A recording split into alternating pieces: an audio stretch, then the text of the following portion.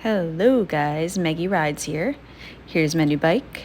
Here's how I fit on it when I first bought it. Tailoring the bike to fit you is the first most important thing to do. You can see here how far stretched my legs are from my hip to my foot. It should not be this way. Your knee should be at more of a right angle. See, this is just not right. This next photo is how it should be. This is after I made the adjustment on the one side. So let's get to it. On the 2023 Spyder F3, you have 5 positions for your pegs. For me, position 1 is where my pegs should be, which is what you see in this photo. The previous photo has the peg in position 3, which is standard when you buy the bike. This is not good. This is too far of a reach. Now I fixed this by doing 2 things, by moving the pegs back to position 1 and by adding handlebar risers.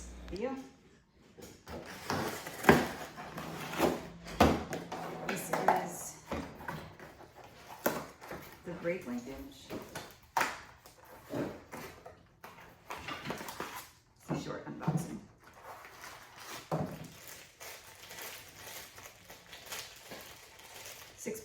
Nope, 4 bolts. There's a linkage. So when you buy the Spyder F3, the peg is in position 3. Taller people will go up to 4 or 5, shorter people come back to 2 or 1. This brings you back to position 1 for my short 5-foot self. So you see that? Very simple. 4 bolts. Label. Let's put it on. So since my video of me actually doing this is very hard to see, I figured I would show you while I'm not doing it. So this was the first bolt to come out. Your right hand holding the 10mm on the back, and then you kind of like finagle the 5. Let me see if I can somehow show you. It's not as hard as I'm making it sound. And so you're gonna push this guy down, put the wrench on the back, and then get the Allen wrench on here, and then you can start turning. And then my left hand will hold the Allen wrench and turn it, while my right is holding the lever and a 10mm in place. Your next step after removing this bolt will be to remove the bolt from the other side of the brake linkage. This will drop and hit your frame once you remove that first bolt, so you might want to put a towel on your frame to protect it. That second bolt I was talking about that you have to remove is right here, and then your brake linkage is free, and then you can remove the whole peg piece from the frame. All right, so I took this off to show you. Let's see how I can show you this the best. This right here is what goes into the hole in the back side of the bar. And this is where this guy goes. So we're going to put this back in position 1 and link it up. Let's find the hole again. 5, 4, 3, 2, 1. If you like my video so far, please hit the like button. It helps me out a lot with this channel. And please consider subscribing so you don't miss all the videos coming up. I have a lot of parts to put on.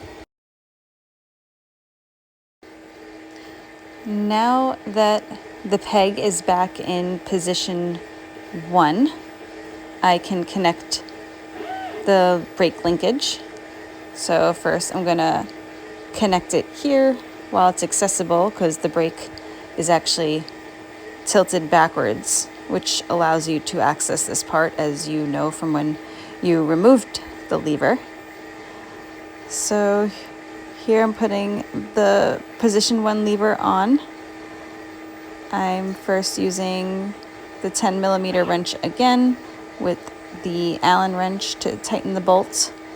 Once it's tightened, I'm going to flip the brake into its correct position, which also pushes the linkage to its correct position. I then proceeded to put the first bolt back in.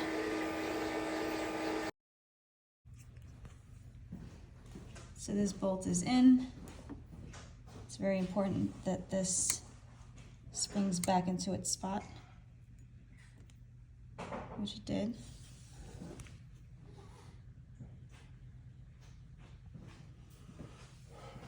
You follow it, reconnect it to the brake. When we press the brake, you can see the reflection of the brake light.